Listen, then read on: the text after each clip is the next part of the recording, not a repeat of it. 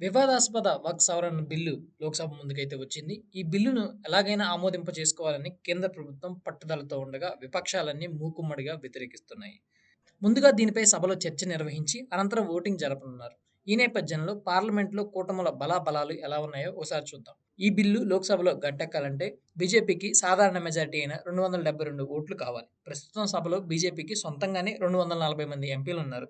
దానికి మిత్రపక్షాలైన TDP 16, JDU 12 మంది సభ్యులు ఉన్నారు.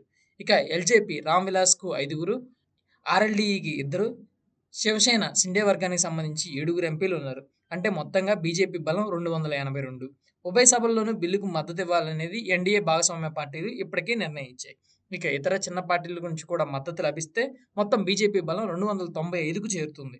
దీంతో సునాయాసంగా బిల్లును ఆమోదించుకోవచ్చని అధికార పార్టీ భావిస్తుంది. ఇక కాంగ్రెస్ విషయానికి వస్తే దాని మిత్రపక్షాలతో కలిపి లోక్సభలో 232 మంది సభ్యులు ఉన్నారు. ఇప్పటికే ఇండియా కూటమిలోని భాగస్వామ్య పక్షాలు మంగళవారం పార్లమెంట్ హౌస్లో ప్రత్యేకంగా భేటీ అయ్యాయి. కాంగ్రెస్తో పాటు సమాజ్వాదీ పార్టీ, ఎన్సీపీ, టీఎంసీ, ఆప్, డీఎంకే, వామపక్షాల నేతలు కూడా హాజరయ్యారు. వీరంతా బిల్లుపై చర్చలో క్రియాశీలకంగా పాల్గొంటూనే వ్యతిరేకంగా ఓటు వేయాలని నిర్ణయించుకున్నట్లు తెలిసింది. అయితే బిజు జనతాదళ్ వంటి కొన్ని పార్టీలు తటస్థంగా ఉన్నాయి. ఆ పార్టీలు ఎటు వేస్తాయనేది ఆసక్తికరంగా మారింది. ఎలాగైనా సరే లోక్సభలో అధికార ఎన్డీఏకు పూర్తి మెజార్టీ ఉన్నందున ప్రభుత్వానికి ఏ ఇబ్బంది ఎదురుకాదు. అటు రాజ్యసభలో బీజేపీకి స్వల్ప ఆధిక్యం ఉంది. 245 మంది సభ్యులున్న ఎగువ సభలో బిల్లు ఆమోదం పొందాలంటే 119 మంది సభ్యుల మద్దతు అవసరం.